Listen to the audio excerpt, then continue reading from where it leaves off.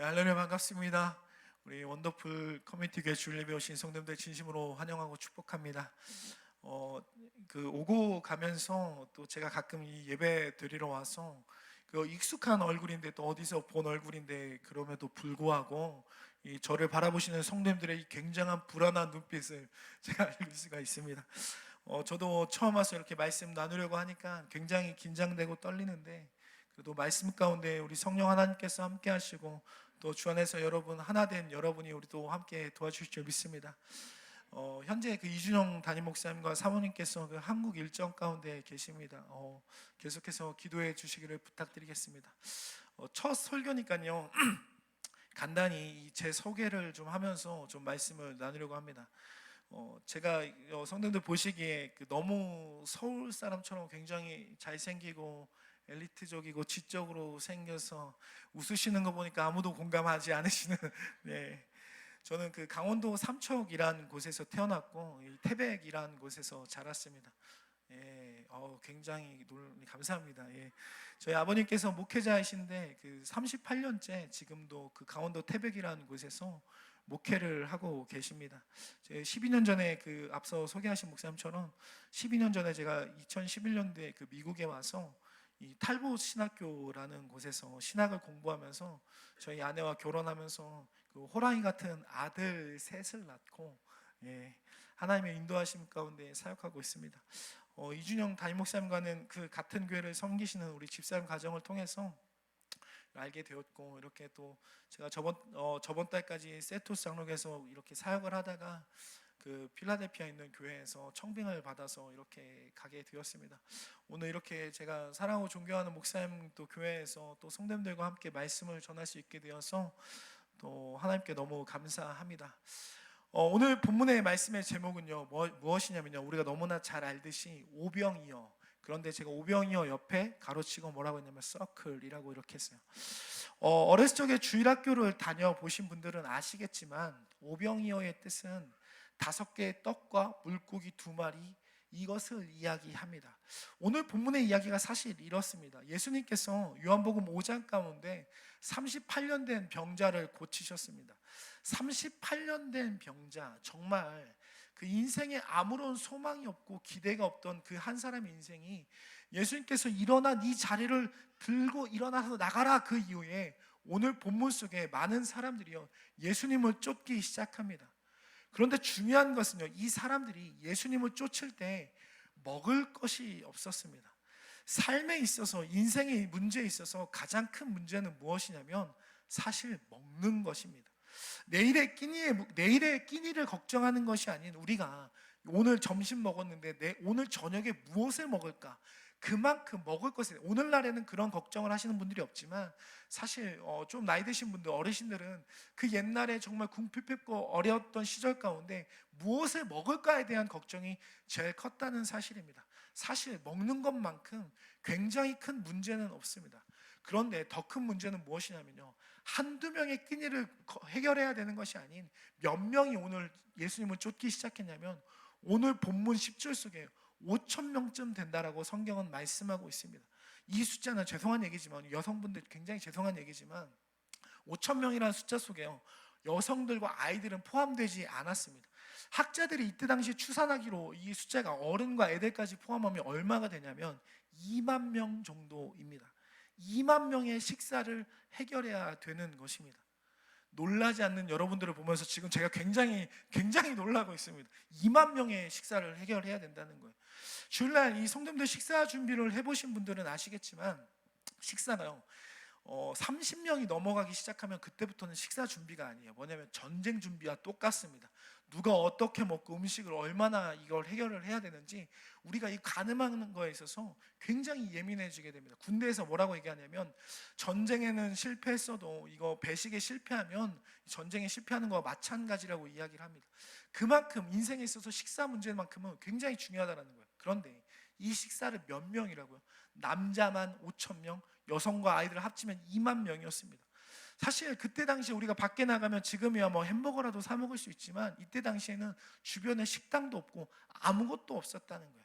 2만 명이 도저히 해결할 수 없는 문제입니다. 그런데 이 해결할 수 없는 것만 같은 이 문제 속에서 오늘 이 본문의 끝은 어떻게 이야기하고 있냐면 12절 말씀을 보게 되면 이렇게 얘기해요. 그들이 배부른 후에 2만 명이 되는 숫자가 배가 부르고 13절을 보게 되면 12바구니에 가득 찼더라라고 이야기하고 있습니다. 오늘 이 본문 속에 여러 가지 관점이 있지만 우리의 삶에 나타나는 이 다양한 삶의 문제들 속에서 과연 예수님께서 말씀하시는 이 기적의 의미가 무엇이고 우리의 삶에서 예수님이 우리의 삶을 어떻게 풍성하게 하실 수 있는지 이 원리를, 그래서 제가 오늘 제목을 무엇이라고 줬냐면 오병이어 그 다음 다시 서클이라고 했다. 이 놀라운 풍성함의 원리에 관해서 함께 말씀을 좀 나누고자 합니다. 첫 번째 무엇이냐면 이 비밀의 첫 번째는 어디에 있냐면 시선에 있습니다. 시선. 우리 다 함께 5절 말씀을 같이 한 목소리로 함께 한번 보도록 하시겠습니다. 시작. 예수께서 눈을 들어 큰 무리가 자기에게로 오는 것을 보시고 빌립에게 이르시되 우리가 어디서 떡을 사서 이 사람들을 먹이겠느냐 하시니, 오늘 이 본문 가운데 우리가 두 가지 시선으로 좀 나눠서 보고자 합니다. 예수님께서요, 큰 무리가 자기에게로 오는 것을 보셨습니다. 그리고 이 무리에게 떡을 어떻게 먹이겠느냐 빌립에게 묻습니다. 이 제자 빌립이라는 사람이요, 영적으로는 굉장히 둔감한 사람인데 현실 감각이 엄청나게 뛰어난 사람이었어요. 예수님께서 물으시자마자 빌립이요, 머릿속으로 계산을 맞췄습니다. 각 사람에게 돈을 걷어도 200데나리온의 떡이 부족하다는 것입니다. 이 200데나리온이 어느 정도냐면 당시 성인 남자 하루 품삯이요 한 데나리온입니다. 그러니까 200일을 한 돈을 먹여도 모자랄 것이다라는 것입니다. 빌립의 시선은 무엇을 보고 있었냐면 현실을 보고 있습니다. 현실 속에서 이것을 계산했는데 우리가 한 사람이 200일을 일해야 돈은 이 그 큰 금액을 있어야지 이 사람을 먹일 수 있다는 것입니다. 빌립이 바라봤던 것은요, 현실을 보고 있습니다. 정답을 이야기합니다. 그런데 우리가 알아야 되는 것은 무엇이냐면 정답이 문제의 해답이 될 수는 없다는 것입니다. 맞는 이야기지만 문제의 해결이 되는 이야기가 결코 아닙니다. 빌립의 눈에는요, 현실 속에서 무엇을 보았냐면 부족함이 보였습니다. 해결의 어려움을 보았습니다.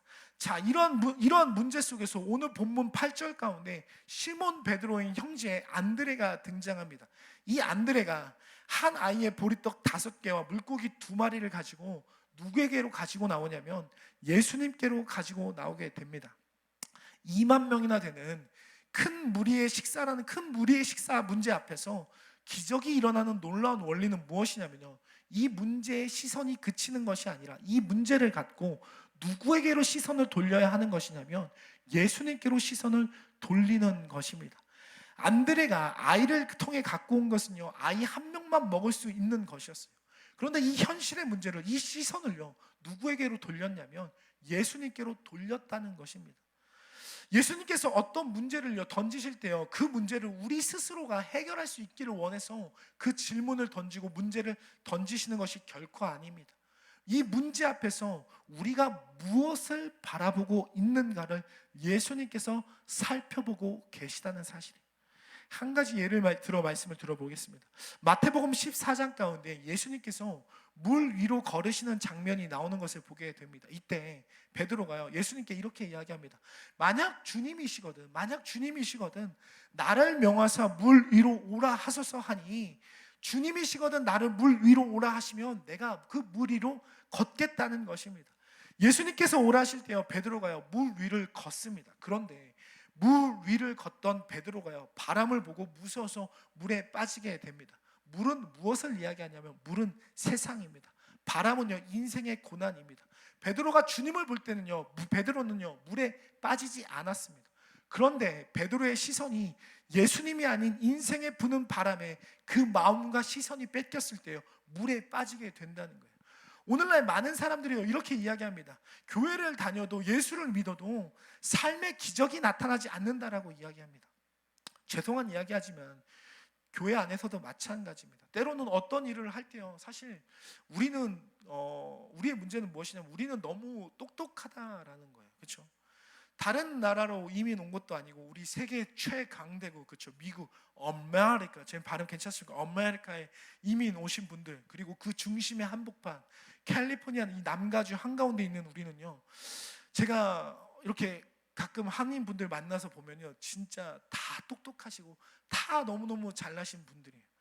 그리고 이 캘리포니아, 특히 뭐 사이프레스, 세리토스 이 지역에 있는 분들은 내가 왕년에 한가닥 하셨던 분들이 다 이 지역에 오시는 것 같습니다.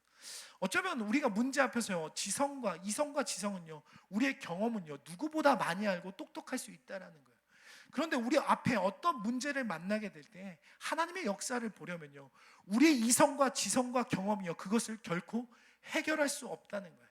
나의 생각과 경험을 내려놓고 그 문제를 주 앞에 돌려드릴 때 하나님의 놀라운 기적이 나타나게 된다는 사실입니다. 여러분 믿으십니까? 우리의 이성과 지성과 경험이요, 그 문제를 결코 해결할 수 없습니다. 우리 오늘 원더풀 커뮤니티 교회 주일 예배 드리시는 성도님들의 삶 속에요, 이 놀라운 은혜와 감격이 충만하게 나타나시기를 예수님의 이름으로 축원합니다. 우리의 생각과 경험이 아닌 그 문제를 예수님께로 올려드리는 그 시선으로 말미암아 하나님이 지금도 일하시는 놀라운 경험의 역사가 온전히 충만하게 나타나시기를 다시 한번 예수님의 이름으로 축원합니다. 그래서 세상의 지혜가 아닌 하나님의 미련함 속에 나의 시선을 주님께로 돌려드려 하나님의 살아계심의 역사를 볼 수 있는 저와 성도님들의 삶이 되시기를 다시 한번 예수님의 이름으로 기원합니다. 자, 두 번째 무엇이냐면, 두 번째 영적인 비밀은 감사와 찬양입니다. 감사와 찬양. 우리 다 함께 오늘 본문 11절 말씀을 같이 함께 보도록 하시겠습니다. 11절 말씀입니다. 시작. 예수께서 떡을 가져 축사하신 후에 앉아있는 자들에게 나눠주시고 물고기도 그렇게 그들의 원대로 주시니라. 아멘. 안드레가 이 떡을 예수님께 가져왔습니다. 그런데 예수님께서 어떻게 하시냐면요, 오늘 본문 11절 가운데 축사하신 후에, 이 말이 헬라 언어로 요한복음에서는 유카리스테사스라는 말을 쓰는데 감사한 마음을 가진 것입니다.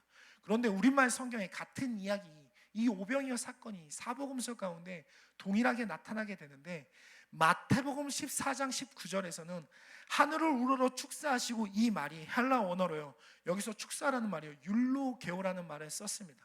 그러니까 앞에서는 찬양하다는 뜻입니다. 찬양하다는 뜻. 율로게오라는 말이요, 하나님 앞에 온전한 찬양을 드릴 때 쓰는 단어입니다. 같은 이야기인데 오병이어 가운데 예수님께서 이 사복음서 가운데 하신 놀라운 일이 무엇이냐면 감사와 찬양입니다.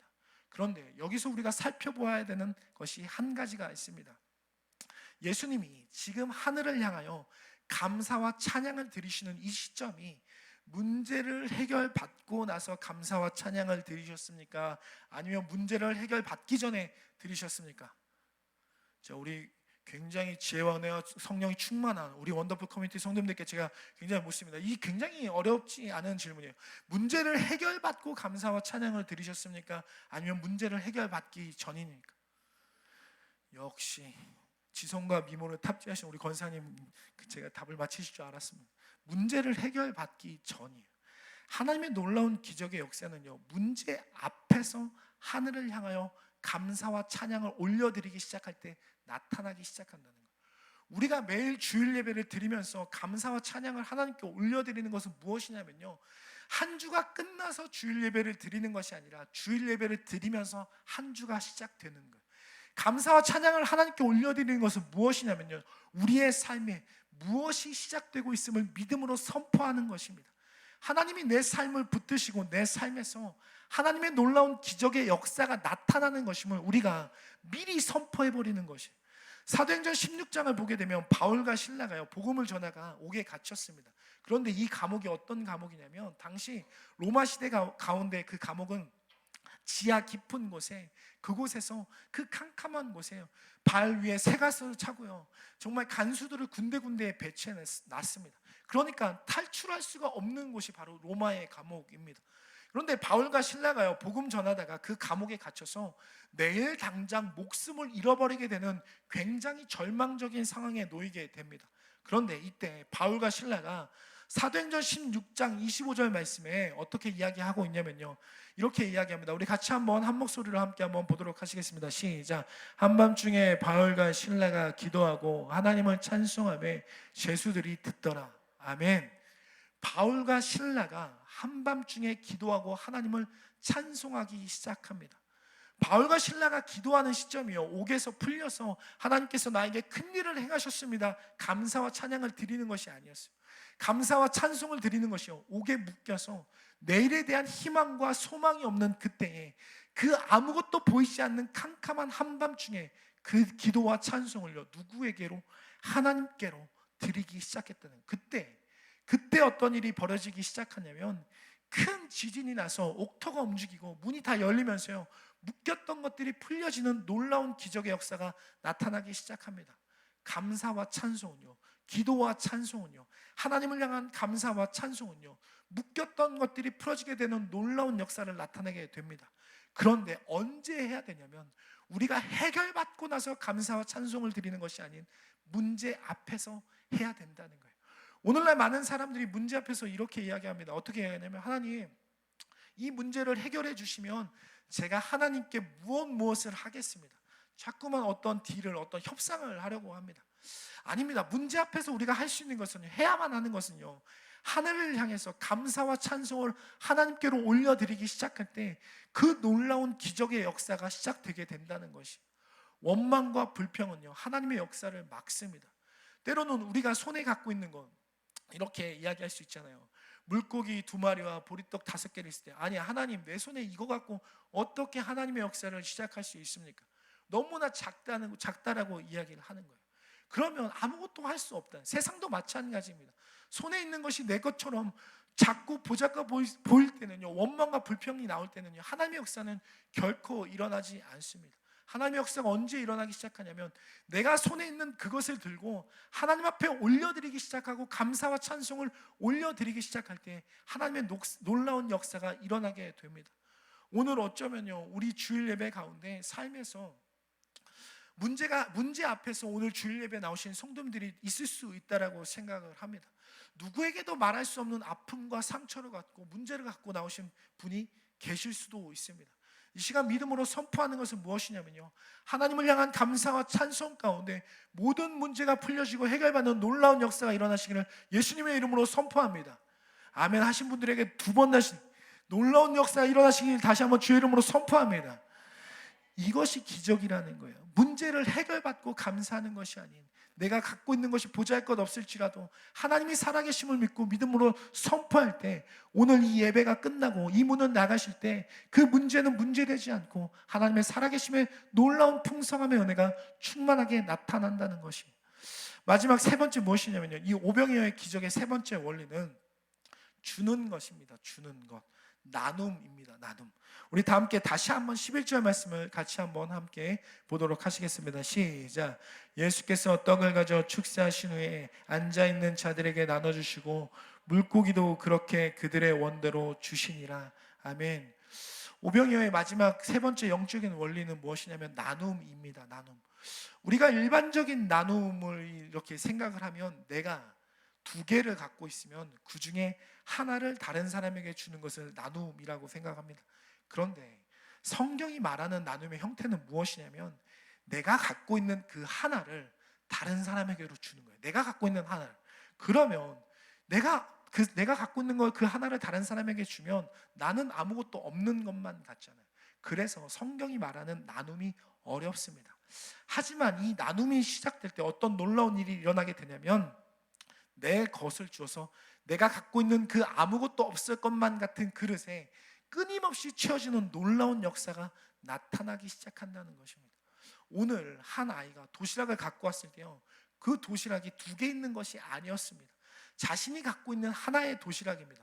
그러면 그 하나의 도시락에서 끝나버려야 되는 것이 세상의 논리고 이치고 원리입니다. 그런데 오늘 본문 12절과 13절 말씀, 우리 다 같이 12절과 13절 말씀 다 같이 한번 보도록 하시겠습니다. 시작.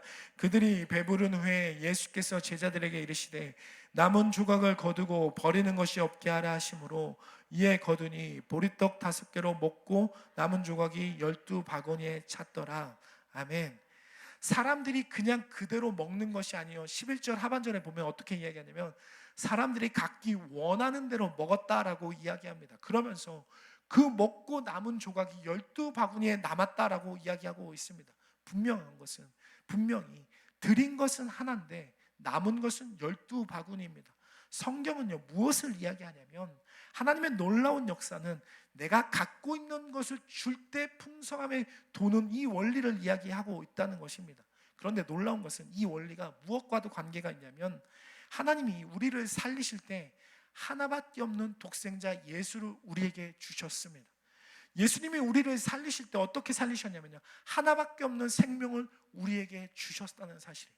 그 하나를 드릴 때 아무것도 없는 것 같지만 그 속에 무엇이 나타나게 되냐면 놀라운 하늘의 힘이 있다는 것입니다. 열왕기상 17장을 보게 되면 엘리야라는 한 선지자가 등장하게 됩니다. 그런데 그 엘리야, 열왕기상 17장이 어떤 상황이냐면요, 비가 오지 않아서 온 나라에 가뭄이 있었고, 나라에 가뭄이 들게 되니까 흉년이 들었고, 그로 인해서 많은 사람들이 큰 어려움을 겪는 시대였습니다. 하나님이 어느 날 엘리야 선지자에게 시돈에 있는 사르밧에 가서 그곳 과부에게 명령해서 음식을 주겠다 말씀하십니다. 엘리야가 그 흉년의 시대에 아무것도 먹을 것이 없고 모든 사람이 어려워하는 시대에 다른 사람도 아닌 여자 혼자 과부가 있는 집에 가게 됩니다. 엘리야가 그 사르밧 과부의 집에 가서 그 과부에게 이렇게 이야기합니다. 네 손에 떡 한 조각을 내게로 가져오라 이야기합니다. 그러자 그 과부가요 놀라운 이야기를 합니다. 우리 열왕기상 17장 12절 말씀 같이 한 목소리로 함께 한번 보도록 하시겠습니다. 시작. 그가 이르되 당신 하나님 여호와께서 살아계심을 두고 맹세하노니 나는 떡이 없고 다만 통에 가루 한 움큼과 병에 기름 조금뿐이라. 내가 나뭇가지 돌을 주워다가 내 아들을 위하여 음식을 만들어 먹고 그 후에는 죽으리라. 아멘. 이 과부가 어떻게 이야기하냐면 하나님의 살아계심을 두고 내 통에 한 움큼의 가루로 인해서 나와 내 아들이 이것을 먹고 죽으려 한다는 것입니다. 지금 엘리야가 이 과부에게 무엇을 이야기하냐면 이 통에 한 움큼, 그것 먹고 죽으려는 그 과부에게 너 그거 먹지 말고 나에게 갖고 오라는 것이에요. 우리가 이 말씀을 이야기를 볼 때에 무슨 생각이 우리 안에 있냐면, 야 엘리야 진짜 나쁜 놈이다. 다른 것도 아닌 먹고 죽으려는 그것을 갖고 와라. 이렇게 생각이 들게 됩니다. 그런데요, 엘리야가 그 17장 12절 다음에 곧바로 13절에 놀라운 이야기를 하게 되는데, 우리 13절 말씀 같이 한 목소리로 다시 한번 함께 한번 보도록 하시겠습니다. 시작.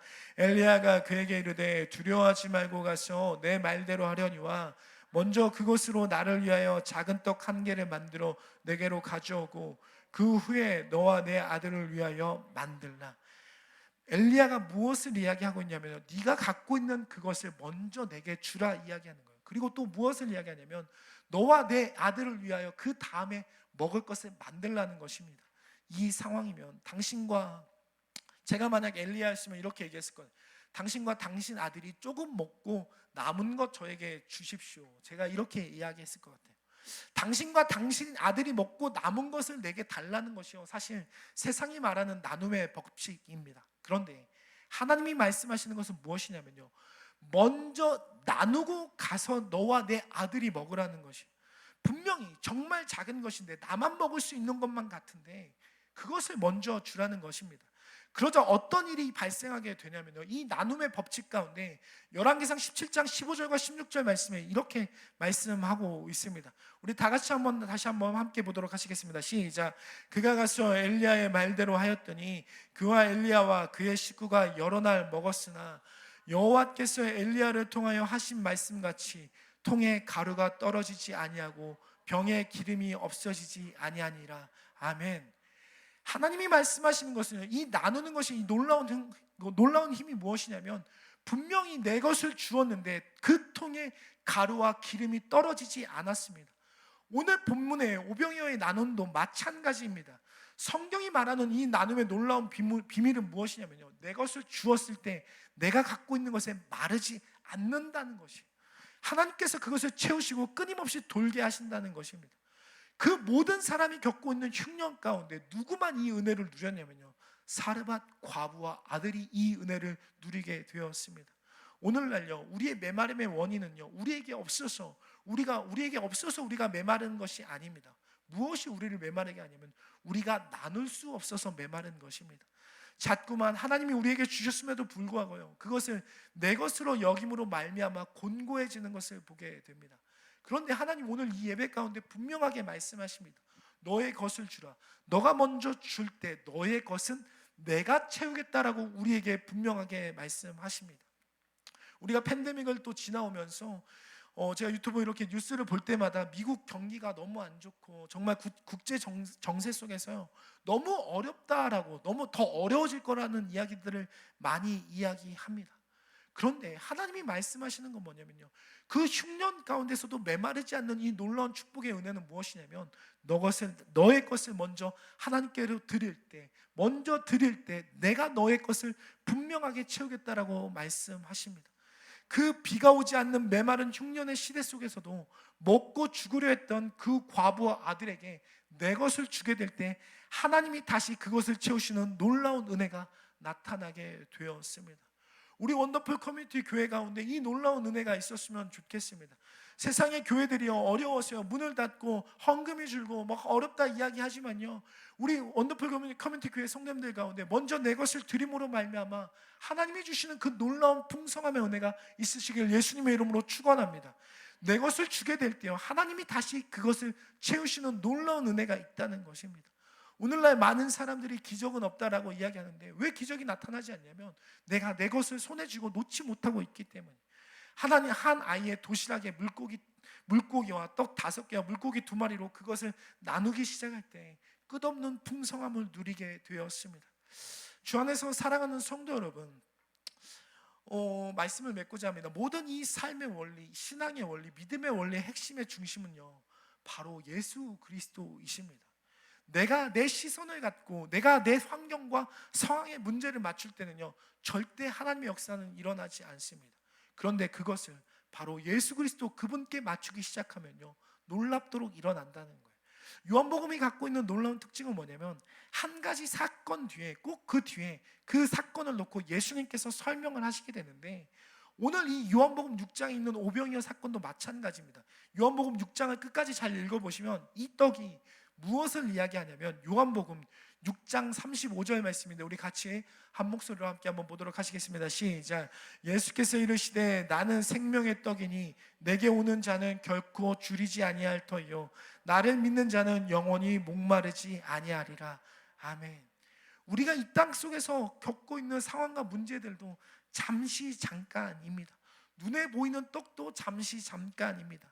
하나님은 우리가 만나는 이 땅에 썩어 없어질 것에 의해서 살기를 결코 원하지 않으십니다.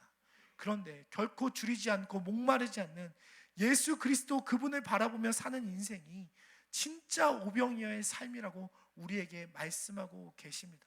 나의 시선을 문제에서 예수님께로 옮겨지게 될 때, 문제 앞에서 상황과 환경을 바라보는 것이 아닌 하늘을 향하여 감사와 찬양을 드리게 될 때, 손에 있는 것을 내 것으로 움켜쥐는 것이 아닌 그것을 놓아 주께 드림으로 나누기 시작할 때 하나님의 놀라운 기적의 역사는 우리의 삶에 시작되게 됩니다. 이 오병이어의 역사가요, 사실 이 원리가 모든 성경 가운데 동일하게 원리 가운데 나타나게 된다는 것입니다. 사랑하는 원더풀 커뮤니티 교회 성도님들과 저의 믿음의 인생 속에서 이 믿음의 원리가 충만하게 나타나야 됩니다. 세상 가운데 현실 상황 속에서 시선을 뺏기는 인생이 아니에요. 오직 예수님께로 시선을 두게 되므로 놀라운 기적의 은혜를 경험하며 사는 저와 성도님들의 삶이 되시길 주의 이름으로 축원합니다. 현실 감옥과 같은 삶 속에 갇혀 좌절하며 낙심하며 사는 인생이 아닌 문제 앞에 감사와 찬양을 올려드려 옥문을 열고 하나님이 주시는 놀라운 풍성함의 은혜를 맛보며 살아가는 저와 성도님들의 삶이 되시기를 주의 이름으로 선포합니다. 내 손에 있는 것을 움켜짐으로 가난과 굶주림에 허덕이는 것이 아닌 하늘의 나눔으로 말미암아 생명의 풍성함을 누리며 사는 저와 성도님들의 삶이 되시기를 주의 이름으로 축복합니다. 아멘 하신 분들에게, 근데 일부 예배 때는요, 제가 선포하니까요, 저희 4명에서 일부 예배 때 예배 드렸거든요. 제가 선포할 때마다 그 3분 앉아 계신 성도님들께서 아멘! 막 이렇게 선포하시더라고요. 저희 근데 지금 한 30명 앉아 있는데 3명 앉아 있는 것보다 아멘 소리가 좀 작은 것 같아서 다시 한번 선포해야 될 것 같아요. 그렇죠? 왜냐하면 우리 믿음의 이 선포가 아멘 가운데 내가 믿음으로 그냥 입술로 고백하는 것 같지만 누가 역사하기 시작하냐면 하나님이 역사하기 시작합니다. 다시 한번 선포하겠습니다. 다시 한번. 자, 우리의 현실 상황 속에서 시선을 뺏기는 인생이 아닌 오직 예수님께 시선을 두게 되므로 놀라운 기적의 은혜를 경험하며 사는 저와 성도님들의 삶이 되시기를 예수님의 이름으로 축원합니다. 자, 현실과 같은 감옥의 삶 속에 갇혀 좌절하며 낙심하며 사는 인생이 아닌 문제 앞에서 감사와 찬양을 올려드려 옥문을 열고 하나님이 주시는 풍성함의 은혜를 맛보며 살아가는 저와 성도님들의 삶이 되시기를 주의 이름으로 선포합니다. 내 속에 있는 것을 움켜짐으로 가난과 굶주림에 허덕이는 것이 아닌 하늘의 나눔으로 말미암아 생명의 풍성함을 누리며 사는 저와 성도님들의 삶이 되시기를 예수님의 이름으로 축복합니다. 이 놀라운 은혜가 우리 삶에 충만하게 나타남으로 말미암아 우리 인생 가운데 오늘 만났던 인생의 문제가요, 그 다음에 또 있습니다. 또 동일하게 또 나타나게 됩니다. 어쩌면 가정의 문제, 자녀의 문제, 어떤 경제적인 문제, 질병의 문제, 또 말할 수 없는 그 아픔과 슬픔의 문제들이 있게 될 때라도 우리가 이것을 기억하셔서 내 시선을 예수님께 드림으로 말미암아 우리가 문제 앞에서 감사와 찬송을 하나님께 올려드림으로 말미암아 내 것을 내 것으로 여기지 않고 하나님께 온전히 드림으로 말미암아 날마다 주 안에서 생명의 풍성함의 기적을 누리며 사는 저와 성도님들의 삶이 되시기를 다시 한번 예수님의 이름으로 축원합니다. 우리 시간 같이 함께 찬송하시면서